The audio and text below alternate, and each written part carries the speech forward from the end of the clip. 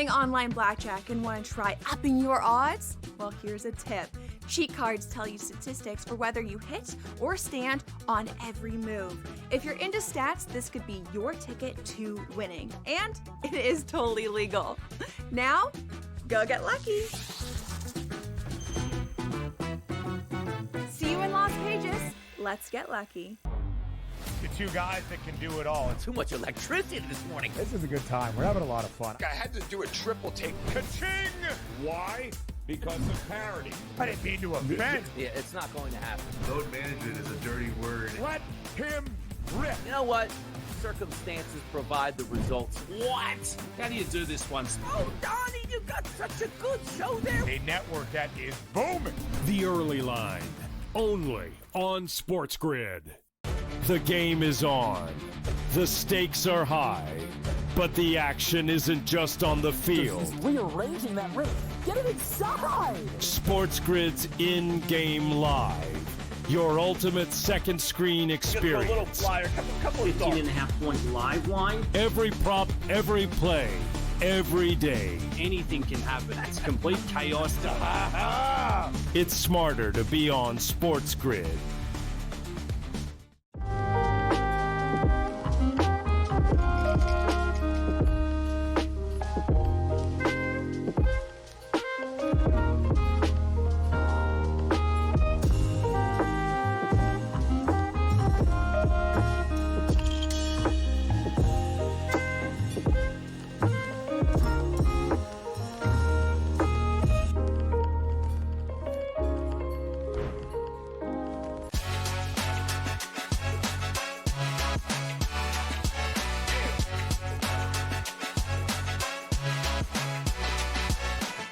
Baseball's robo-umps to appear at the All-Star Game. Plus, how long will Jeannie Buss stay with the Lakers? Hi, everyone, and welcome to Front Office Sports Today, presented by Atlassian. From FOS Studios in New York City, I'm Baker Machado. And I'm Renee Washington, and thank you guys so much for joining us. Each and every weekday, we're chatting the biggest stories happening in the business and culture of sports. We also have to get the latest from Big 12 Media Days down in Texas. But first, let's jump right into the shoot-around. Yeah, and a lot of NBA news to get to. So let's start with the Suns locking up superstar Devin Booker. This to a new 2-year, $145 million extension that'll pay him through the 2029 season.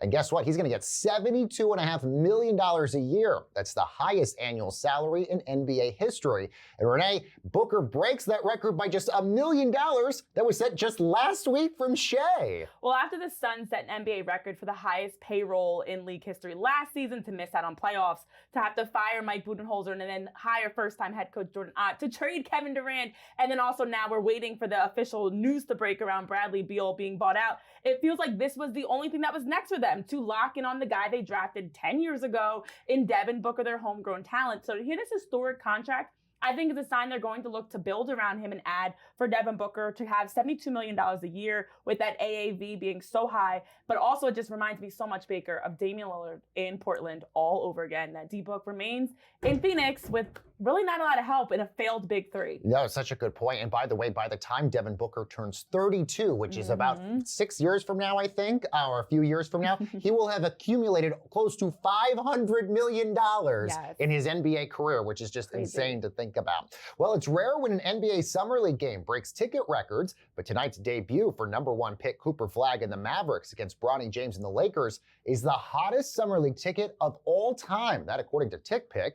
Seats in the lower bowl are going for $650, and courtside seats, those will set you back $2,500. This for an exhibition game. Renee, the cheapest seats I could actually find were $80 in the nosebleeds. Which is still much cheaper than what an NBA regular season game could cost you. So this is the beauty of the Summer League. It gives fans a chance at an inexpensive price tag to be able to see players where they love rookie cards, rookie jerseys, and also rookie debuts. And for Cooper Flagg, this has a very similar feeling to when Victor Wembanyama and the Spurs played against Brandon Miller and the Hornets in his debut, and it was a sold-out crowd of 18,000 in Vegas. It's the same type of draw. Plus, we're talking about a guy coming off of $28 million in NIL last season, all types of National Player of the Year, Naismith Trophy, John Wooden Award, that he has so much high expectation. But make no mistake, this is not a Bronny Cooper flag exciting draw, because this is not the king on the court, and I don't even want to dare to say Prince and Bronny James. This is more about Cooper Flag in his first time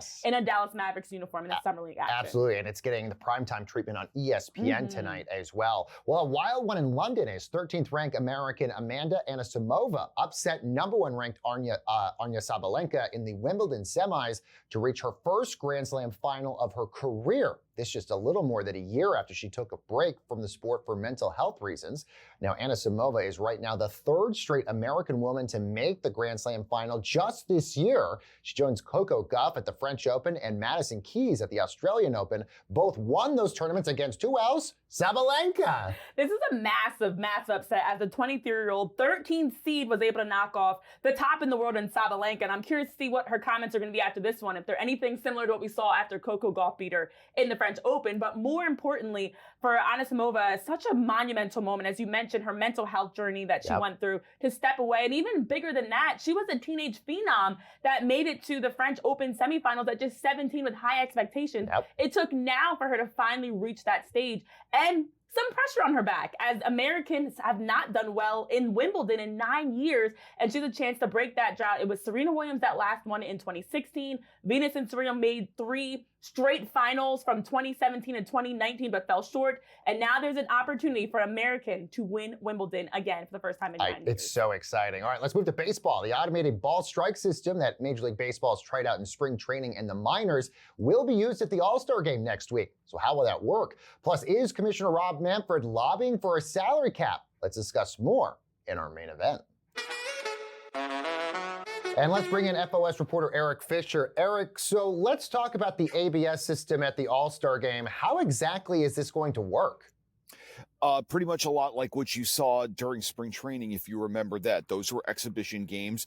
This is another exhibition game, and this just serves as another forerunner for what we expect to see in terms of full implementation as soon as next year.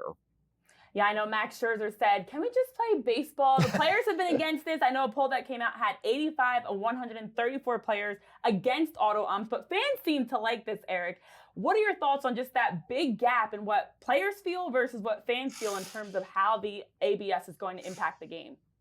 I think this is just a matter of everybody getting used to it. If you remember 2 years ago when the pitch clock first came in at the major league level, even though it had been used at the minor league level, there was all sorts of pushback across all parts of baseball. And then once everybody lived with it for a couple of months and saw how great it was and what it was doing to pace of play and average game times and such, everybody got on board pretty quickly. And now it's universally seen as a great thing. I think something like this is going to happen with the ABS, that once it goes through its paces and people get used to it and you don't have those awful missed calls happening, or at least not nearly as often, I think people are going to come on board again here pretty quickly. Okay, so Eric, let's just explain to our viewers what the ABS system is actually going to do and what it will be for Major League Baseball, because it's not per se replacing umpires. This is more sort of a challenge system, right?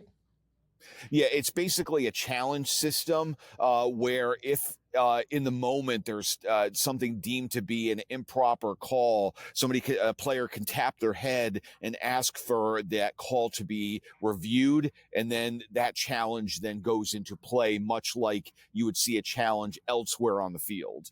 All right, let's shift over and talk Rob Manfred. Very active in terms of the conversations he's been having, including the last 3 winter meetings meetings in general he's had with each team. He's been talking with players, and the discussion has been around salary caps. As we know, there is a big financial gap from the top to the bottom across Major League Baseball, and one union official said he's been pushing for salary caps, yet players are skeptical. What are your thoughts on the direction for the league to go and having a salary cap? It's been something talked about for decades. Is it finally going to happen in Major League Baseball that we get a salary cap? I don't think in a strict conventional sense that we have a salary cap in other leagues. There seems to be perhaps a bit of a definitional divide here, where the union has already come out and said management is looking for a cap. Rob Manfred has said there has not been any specific owner proposal for next year's labor bargaining codified yet, but he has been meeting with players and talking about things that sort of smell like a cap, feel like a cap. And I think it's going to be a very difficult negotiation next year as the labor expiration of the current deal approaches in December of next year. But I think ultimately where we're going to potentially land is something that has some cap-like mechanisms, but is not a actual cap in the sort of traditional sense. Yeah, that'll be interesting to see what happens, given the fact that the last time we had a labor work stoppage with baseball, the salary cap was one of the big sticking points. Eric, with the last 90 seconds we got with you, obviously the All-Star game next week, what do you sort of have your eye on in terms of storylines next week, and any big snubs of players that you're confused didn't make the roster? Oh, yes, just Juan Soto, yes. Yes, he's certainly at the top of the list. And as we're taping this, there are, still replacements being made. So, maybe we still haven't seen the last of Juan Soto in this game. We shall see. But writ large, I think this is really going to be a showcase for the Battery. There's Truist Park itself, but this mixed-use development that surrounds the Braves home stadium is really going to be a focal point for so many other fan events. It's where the draft is going to be on Saturday. And even though it's been around for a number of years now, a lot of fans from other parts of the country are not familiar with this. And as this mixed-use development trend continues across sports, this is going to be a real showcase for one of the key progenitors of that trend. Yeah, absolutely. Yeah, going to be really fascinating to see what's going to happen next week. Our FOS reporter, Eric Fisher, joining us. Eric, thank you so much for your insights here. And coming up ahead, everyone, on Front Office Sports today, the Big 12 is already talking international expansion. How is that going to look? We're going to go to the Big 12 Media Days in Texas. Coming up next. Don't go anywhere.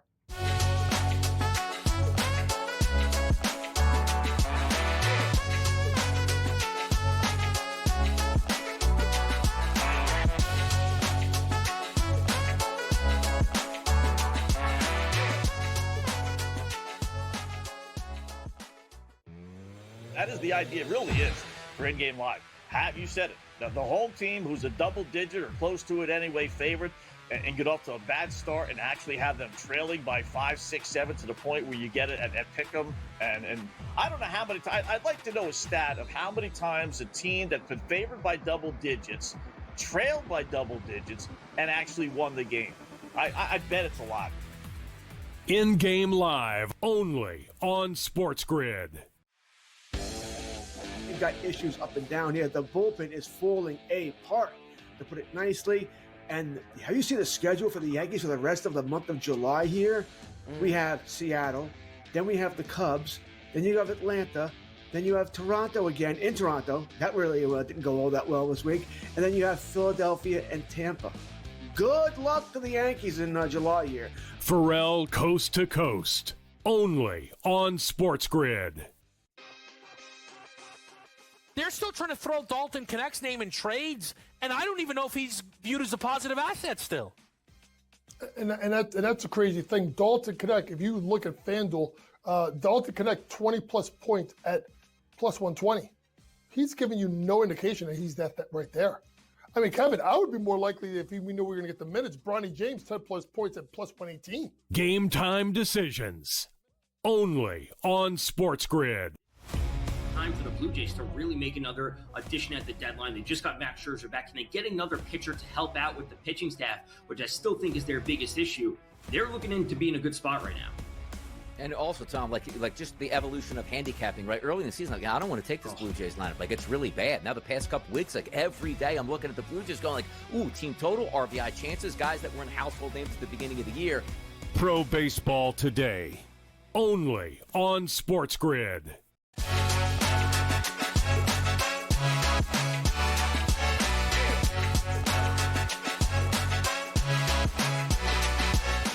And welcome back, everyone, to Front Office Sports Today, presented by Atlassian. Atlassian Williams Racing brings two teamwork powerhouses together around a single goal: unleash the full potential of a legendary F1 race team. From the pit lane to the podium, Atlassian software transforms teamwork and makes possible together what would be impossible alone. Well, the college football playoff is going to be expanding to 16 teams in 2026, but there's a big debate, Renee, about which teams are going to be making that contest. Plus, the Big 12 has international expansion on their mind. So let's bring in FOS reporter David Rumsey for more. David, good to see you as always. Let's start with the college football playoff expansion. What has the Big 12 commissioner and others been saying about what the format should look like? Yeah, it's a great question, Baker. Like you said, everybody expects the college football playoff to expand from 12 to 16 teams in 2026. But there's this December 1 deadline looming on what that structure is going to look like. Obviously, we know what the structure is right now with 5 conference champions getting in and then the at-large bids for the rest of them. Is that going to be sort of similar with 11 at-large bids and 5 automatic bids still moving forward? That's what Big 12 Commissioner Brett Yormark wants. That's what ACC Commissioner Jim Phillips wants. Potentially, that's what the SEC wants, but we know for sure the Big Ten does not want that. They want to have 4 automatic spots in the 16-team playoff along with the SEC. That's what they think is fair, and nobody can really agree on anything right now.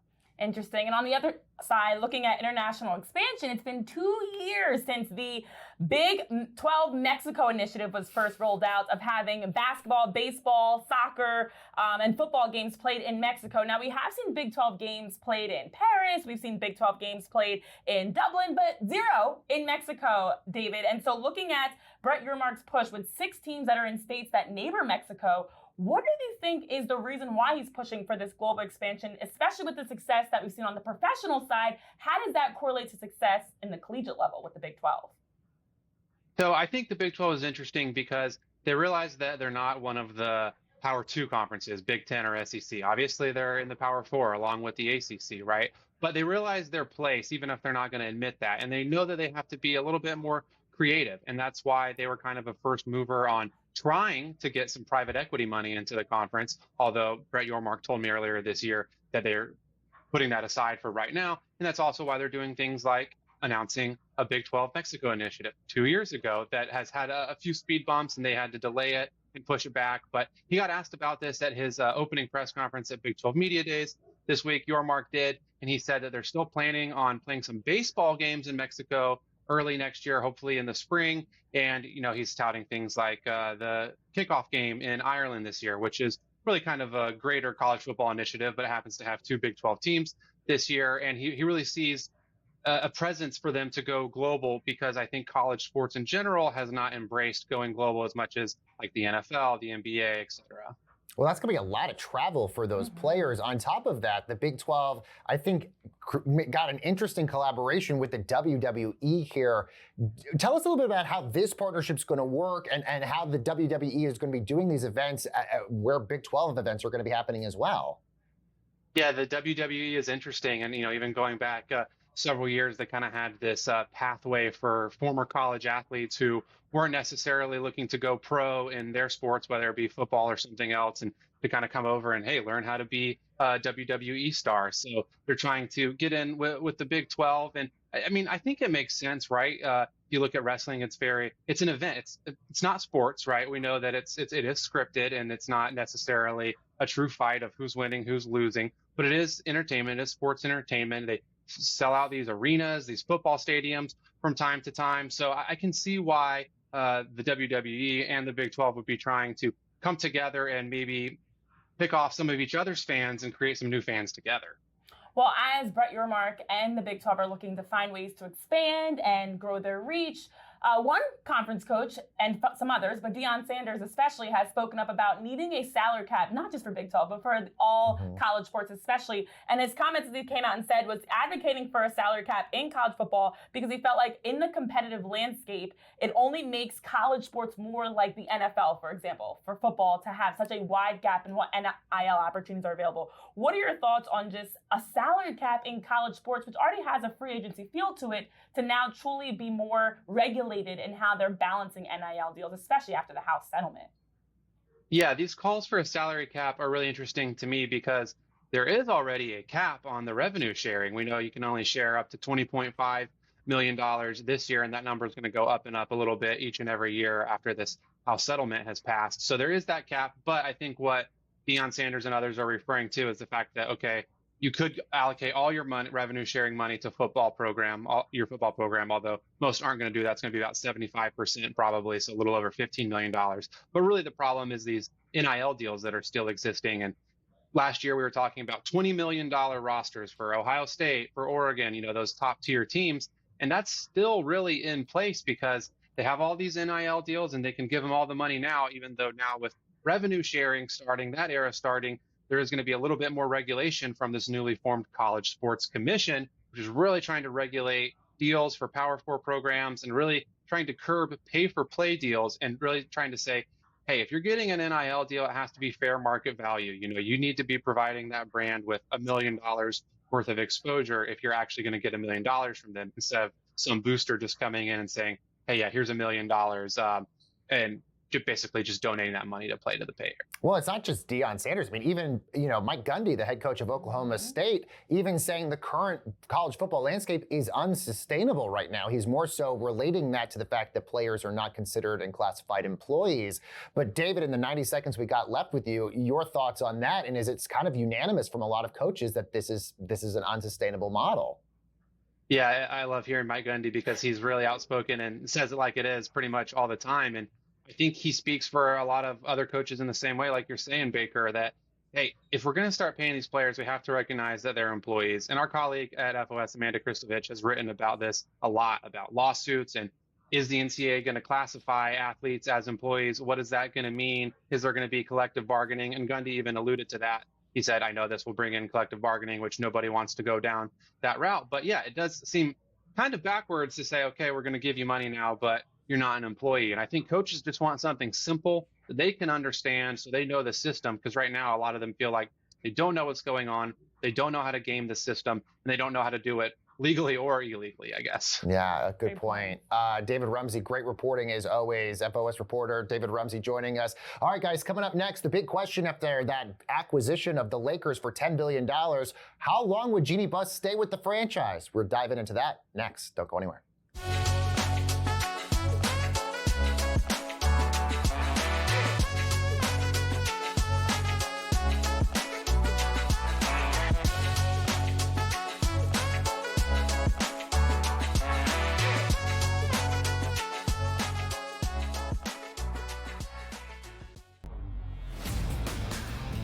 I say, you crank that Soldier Boy, right? You Darvish back on the mound. Haven't seen this guy in a minute right now. Yeah, man, crank it, man. Get it going up. Get the high. Yeah, let's go. Crank that Soldier Boy up here. Yep. Yeah, I mean, come on, man. That was big back then. Where were you? Senior high school? Or maybe even in grade school? Bar mitzvah slate.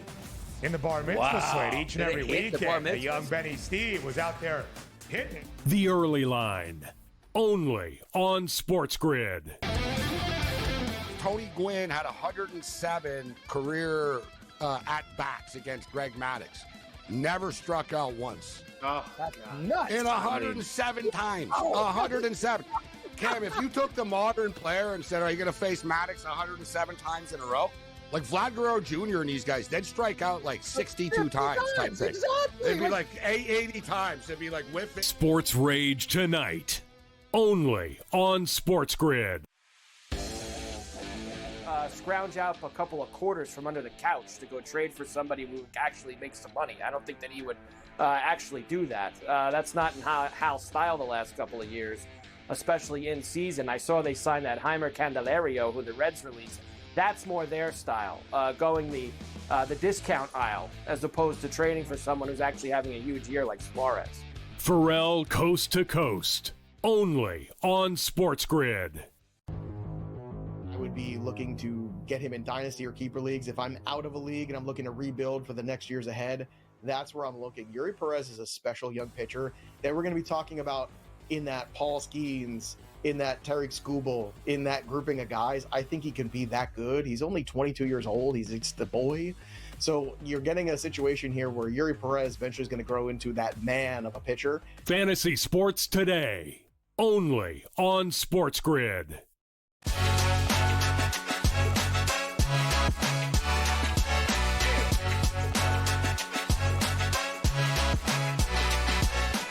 And welcome back, everyone, to Front Office Sports Today with Renee Washington. I'm Baker Machado. And one of the big questions surrounding the Lakers' sale of that $10 billion valuation is how long team governor Jeannie Buss would stay with the franchise. A question our FOS Deals reporter Ben Horney has been looking into. Of course, you can also read Ben's reporting in the Asset Class newsletter on frontofficesports.com. So, Ben, how long is Jeannie Buss going to stay with the Lakers? It's a question that people don't really quite know the answer to. There seems like there was maybe some clarity yesterday, but that actually ends up to still be murky. So yesterday, The Athletic reported earlier in the day that she will be staying on for at least 5 years. And then I heard from a source that it's actually the opposite, that it's at most 5 years. So I reported that, and then I heard from 2 additional sources that no, it's actually the first thing, at least 5 years. It's all kind of a silly semantics game, but ultimately we really don't seem to know. Yeah, and ownership questions seem to be the consistent theme for multiple leagues, including also the NFL, as the NFLPA Executive Director Lloyd Howell Jr. also works as a paid part-time consultant for the Carlyle Group, which is an organization that's league-approved private equity firms that are seeking minority ownership across the NFL franchises. Seems like a bit of a conflict of interest, but it's one of a few different recent stories we've heard come out from the NFLPA. What is going on there, Ben? Yeah, so this guy Howell seems to be having lots of headaches. So there was this, I think we spoke about this, there was the collusion case where the NFL was cleared of colluding over fully guaranteed contracts. And that ruling came out through a journalist podcast recently. And it seemed to raise more questions than answers. And one of the questions was the role of Howell. There seems to be some shady business going on with him. Yesterday and today, there was more about that. The report today was that he has this part-time consultant role for the Carlyle Group. So Carlyle confirmed that he is a paid part-time consultant. He doesn't technically work for Carlyle, and he doesn't work on anything involving sports in them. And they say that there are barriers in place, so he didn't know anything. But like you said, it still has the appearance of a conflict of interest, because Carlyle is one of 4 league-approved groups that can invest in NFL teams. Also, what I found to be most interesting, and by the way, this is a report from Don Van Natta from ESPN, who's one of their great investigative reporters. He said that he worked with the Carlyle Group months before he even went to the NFLPA. So wouldn't this just be an easy thing that they would just they would look into before they would interview somebody? So not only that, it sounds like it was a few months before, and then NFLPA lawyer apparently asked him to step down because of the appearance of a conflict of interest from the Carlyle part-time job or part-time consultant gig, and he declined to do that. Mm-hmm. Well, it's interesting because as we talk about private equity investment groups and having a business be involved in investment versus a family or a face, for the NBA and the NFL, 2 prime examples of maybe how that could be a challenge. What are your thoughts on, as leagues are rolling out more private equity investment groups, they can still find that sweet balance of having the true face of the league in this last minute? All these leagues seem to be trying to grapple with that issue because they want the capital liquidity that comes with private equity and private investment firms because team valuations are soaring so high, but they don't want those firms to have controlling stakes in the teams. Mm-hmm. So in the NFL, that's an issue. Teams can buy, I think, up to a 10% passive minority stake. In the NBA, private equity funds can own up to 20% in a team, and actually they can own up to 20% in as many as 5 teams, but they're all completely passive, just financial stakes. Oh, really interesting stuff. Ben Horney, author of the Asset Class newsletter. Thank you, Ben, as always. And let's see what's bubbling over at the FOS water cooler. Well, Renee, it's Christmas morning for college football game nerds as EA Sports College Football 26 is out now for everyone, and already the reviews are pretty good, especially those that love Dynasty mode. The transfer portal is reportedly crazy, just kind of like in real life. The coaches are all there except for Bill Belichick and Deion Sanders, and fans are saying, Renee, that they actually upgraded the game from last year. Listen to the fans' criticism from the last game and actually implemented good changes. Which is a great thing. Go figure. Sometimes fans get it right, too. Mm-hmm. But I do love the cover of the standard edition. It's Alabama's wide receiver, Ryan Williams. It's Jeremiah Smith from Ohio State. But they also have the deluxe edition, which has coaches like Ryan Day, Kirby Smart, but then Reggie Bush, Tim Tebow, and others are part of the legendary aspect. And then just a ton of players, plus players' names and jerseys are included since they've been able to finally figure out the wrinkle with NIL. So it feels like they are getting it right. It took time in the resurgence last season as they brought it back for the first time in this format to get the little kinks figured out. And I love the fact that already you're hearing from those that got the early access of the animation's looking better, the features looking better, the substitutions, play calling, playbook, just a lot more to it that is, as you mentioned, very real as they're trying to capitalize and really capture, I should even say, that Saturday college football vibe that we are on the brink of being able to enjoy as it's getting started so soon. Dynasty mode. EA Sports, they did it right. They did it right. Dynasty mode, the best feature of that game. Guys, coming up on the show tomorrow, soccer legend Gareth Bale joining us in studio. Thanks so much for watching. We'll see you next time because I'll be playing Dynasty mode tonight. So we'll see you later.